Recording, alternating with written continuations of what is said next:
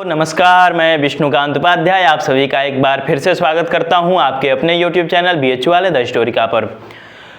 जैसे कि आप सभी लोगों को पता है कि सीवीटी पीजी का रिजल्ट जारी होने के बाद अलग अलग यूनिवर्सिटीज़ के लिए रजिस्ट्रेशन पोर्टल जो है ओपन किए जाते हैं, लेकिन अभी तक किसी भी ऐसी सेंट्रल यूनिवर्सिटीज़ का रजिस्ट्रेशन पोर्टल ओपन नहीं हुआ है जो कि टॉप 10 में आती है। ठीक है, तो चलिए आज की जो है वीडियो है ना, इसमें हम इसी के बारे में बात करेंगे कि टॉप 10 सेंट्रल यूनिवर्सिटीज जो है कब तक अपना रजिस्ट्रेशन पोर्टल जो है ओपन करेंगी और उनका काउंसलिंग वगैरह जो है कब तक शुरू हो सकता है, साथ ही एडमिशन वगैरह कब तक समाप्त होगा, इसके बारे में भी थोड़ा सा चर्चा करेंगे। तो चलिए हम लोग आगे बढ़ते हैं, और आगे बढ़ने से पहले थोड़ा सा रुक कर आपको चैनल को सब्सक्राइब कर लेना होगा। इसलिए सब्सक्राइब कर लेना होगा क्योंकि पीजी से संबंधित सारी जानकारी हम आपको यूं ही देते रहते हैं। जो आप प्रश्न पूछते हैं और आपके प्रश्नों का उत्तर जो है हमारे द्वारा दे दिया जाता है। ठीक है, तो चलिए अब हम लोग आगे बढ़ते हैं कि कब से शुरू हो रहे हैं टॉप सेंट्रल यूनिवर्सिटीज के रजिस्ट्रेशन काउंसलिंग प्रोसेस, कब तक हो जाएगा एडमिशन। ठीक है, हर किसी के मन में चल रहा है भाई रिजल्ट आ चुका है, अब तो इंतज़ार हो नहीं रहा है, जल्दी से चाहते हैं कि हमें किसी अच्छे यूनिवर्सिटी में एडमिशन मिल जाए। तो इंतज़ार की घड़ी आपकी जो है कब तक यूं ही चलती रहेगी या फिर कभी रुकेगी भी कि नहीं, इसके बारे में हम लोग चर्चा करेंगे। तो जैसे कि आप लोग देख सकते हैं कि सेंट्रल यूनिवर्सिटीज़ की काउंसलिंग कब शुरू होने वाली है। तो सबसे पहला है कि रजिस्ट्रेशन डेट। रजिस्ट्रेशन डेट का मतलब होता है कि आपका सीवीटी पीजी का रिजल्ट तो एनटीए ने जारी कर दिया है, लेकिन रिजल्ट जारी होने के बाद आगे का जितना भी काम है ना, वो किसके ऊपर है भाई? आगे का जितना भी काम है वो सभी यूनिवर्सिटीज़ के ऊपर है। यानी कि आगे का जो प्रोसेस है ना, आगे का जो भी प्रोसेस है वो किसके ऊपर है? यूनिवर्सिटीज़ के ऊपर है। ठीक है ना, जितने भी टॉप सेंट्रल यूनिवर्सिटीज़ हैं, या टॉप ना भी कह के हम सेंट्रल यूनिवर्सिटीज़ कहते हैं, जितने 39 सेंट्रल यूनिवर्सिटीज़ हैं इनके ऊपर है आगे का प्रोसेस। इस बार एक चीज़ होने वाला है, कॉमन पोर्टल बनने वाला है। कॉमन पोर्टल का मतलब होता है जहाँ से आप जेएनयू, बीएचयू, डीयू और एससीयू के लिए जो है ना एक साथ रजिस्ट्रेशन करा पाएंगे। क्या बनने वाला है भाई? Common portal. तो रजिस्ट्रेशन इसीलिए हो सकता है कि शुरू होने में थोड़ी सी देरी हो जाए टॉप सेंट्रल यूनिवर्सिटीज़ की। ठीक है ना, बाकी तो धीरे धीरे अपना शुरू कर ही देंगे, 2-4-5 दिन में लगभग सभी का अपडेट आना शुरू हो जाएगा। लेकिन कॉमन पोर्टल बनाने की बात चल रही है, 2-3 विश्वविद्यालयों ने इस पे अपना सहमति दे दिया है।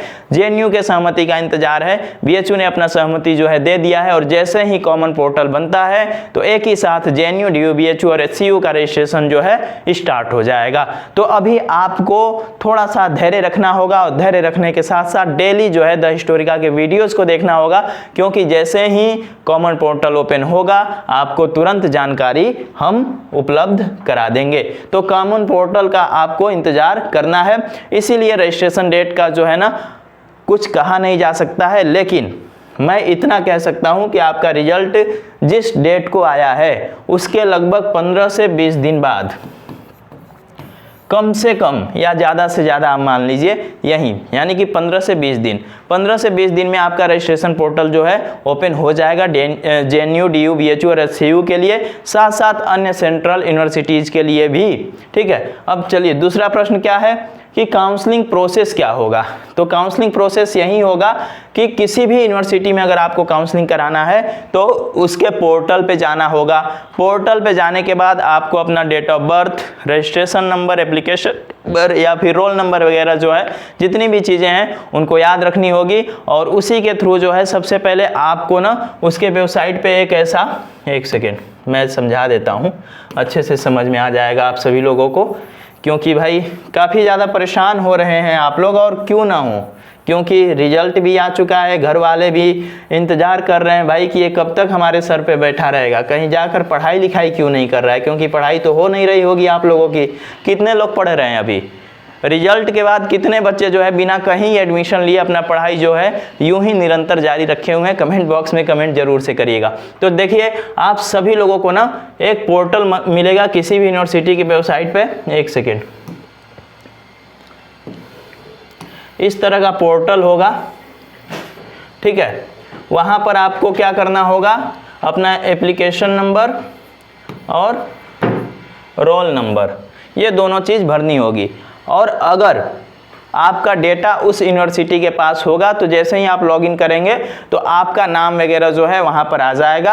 अब नेक्स्ट प्रोसेस की तरफ आपको बढ़ना होगा। नेक्स्ट प्रोसेस कैसे क्या होता है, पोर्टल कैसे दिखता है, इसके बारे में एक डिटेल वीडियो जो है हम बिल्कुल दिखाकर समझाकर रजिस्ट्रेशन शुरू होने से पहले जो है ना आप लोगों को दे दूंगा और आप लोग उसको अच्छे से देखकर समझ जाइएगा। ठीक है, तो अगर आपने उस यूनिवर्सिटी को सिलेक्ट किया है और आपका डेटा उस यूनिवर्सिटी के पास गया है तो आपका नाम वगैरह वहाँ ऑलरेडी लिख के आ जाएगा। लेकिन आप पहली बार वहां पर रजिस्ट्रेशन करा रहे हैं तो आपको न्यू रजिस्ट्रेशन में जाकर अपना नाम वगैरह जो है भरना होगा और वहां पर आपसे CUET PG का एप्लीकेशन नंबर मांगा जाएगा, रोल नंबर मांगा जाएगा, रिजल्ट कार्ड मांगा जाएगा। ये सारी चीजें जब आप उसको देंगे तो जो है NTA से परमिशन लेगा कि भाई ये बच्चा आपके यहाँ है ना, तो वो बोलेगा हाँ हमारे यहाँ ये बच्चा जो है आया था, एग्जाम दिया है PG का, इसका इतना मार्क्स आया है, इसका ये रिजल्ट रहा है। तो यूनिवर्सिटी कहेगी ठीक है अच्छी बात है, ये जो है ना फॉर्म भरते समय हमको नहीं चूज किया था लेकिन अब हमारे पास आना चाहता है तो हम अब इसको मौका देते हैं। तो फिर जो है ना आप नेक्स्ट प्रोसेस की तरफ बढ़ेंगे और वहाँ पर अपना रजिस्ट्रेशन कंप्लीट करेंगे। ठीक, तो इस तरह से रजिस्ट्रेशन होने वाला है। कितना फ़ी लगेगा, तो देखिए भाई सभी यूनिवर्सिटीज़ का जो रजिस्ट्रेशन फ़ी है ना वो अलग अलग है, यानी कि रजिस्ट्रेशन का जो फ़ी जो है ना अलग अलग है।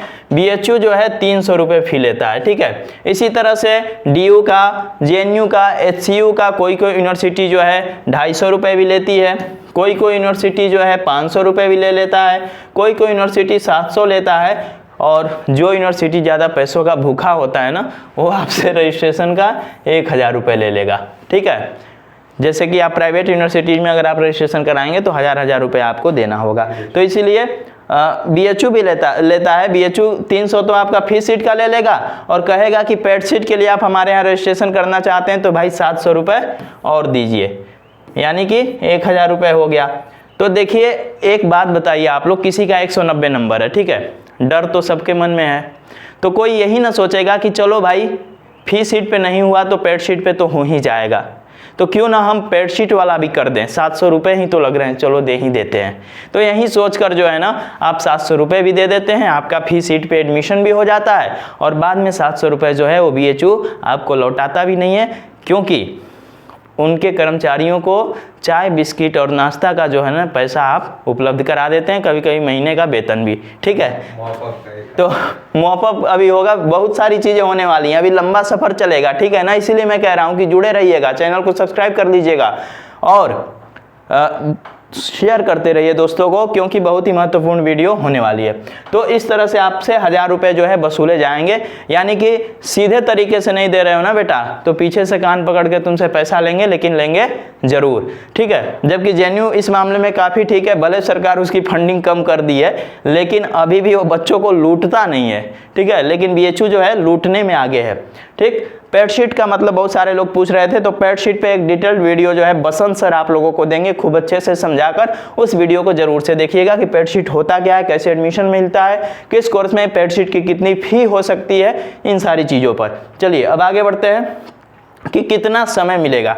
तो देखिए मेरे प्यारे बच्चों की रजिस्ट्रेशन का जो समय है ना, वो कोई भी यूनिवर्सिटी अपना रजिस्ट्रेशन पोर्टल 10 से 15 दिन के लिए ओपन करती है और इसी के बीच में आपको वहाँ पर रजिस्ट्रेशन करा लेना होता है, क्योंकि उसके बाद उसका जो पोर्टल है वह बंद हो जाता है और बंद होने के बाद फिर आप वहाँ रजिस्ट्रेशन नहीं करा सकते हैं, क्योंकि वह आगे काउंसलिंग की तरफ बढ़ता है, क्योंकि वो महीना दिन तो रजिस्ट्रेशन कराते नहीं रहेगा।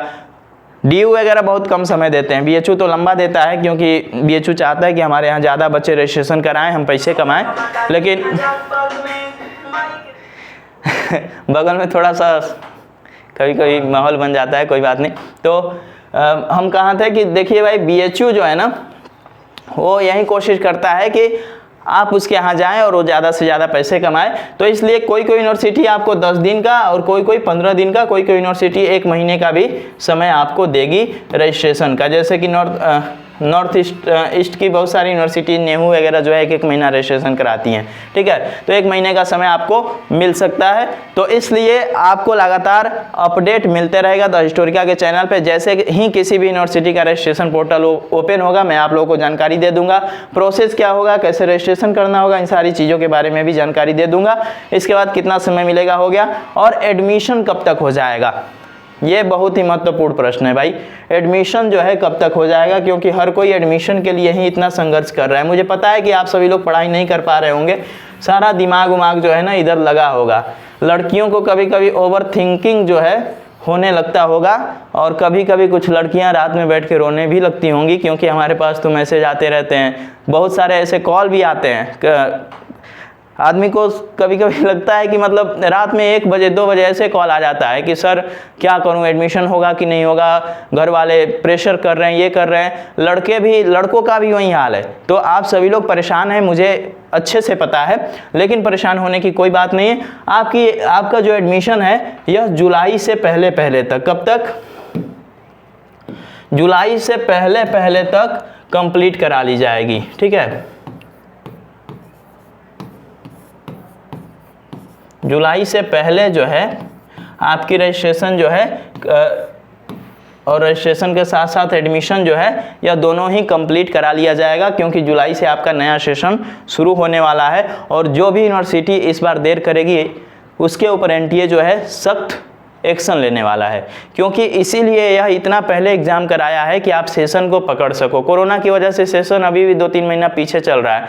जो कोर्स 1 साल में पूरा होना चाहिए वह 6 महीने में हो रहा है। तो इसलिए आप लोगों के साथ ऐसा ना हो, तो इस बार एनटीए बहुत सावधान है, इसीलिए जल्दी एग्जाम वगैरह करा लिया। तो एडमिशन जो है जुलाई से पहले तक हो जाएगा। आपके पास मई और जून 2 महीना भरपूर टाइम है, 2 महीना भरपूर एडमिशन चलेगा, ठीक है ना। और आप लोग भरपूर परेशान भी होइएगा। जिसका एडमिशन हो जाएगा पहले वो खुश भी होगा, जिसका नहीं होगा वो आखिरी तक परेशान होगा। वो आखिरी में जाकर खुश होगा कि सर आज मुझे ये यूनिवर्सिटी मिल गया, यहाँ से कॉल आ गया, ठीक है ना। तो इसलिए परेशान नहीं होना है, सभी लोगों के साथ अच्छा होगा। एकदम धैर्य बनाए रखिए, क्योंकि धैर्य ही वीरों का लक्षण होता है।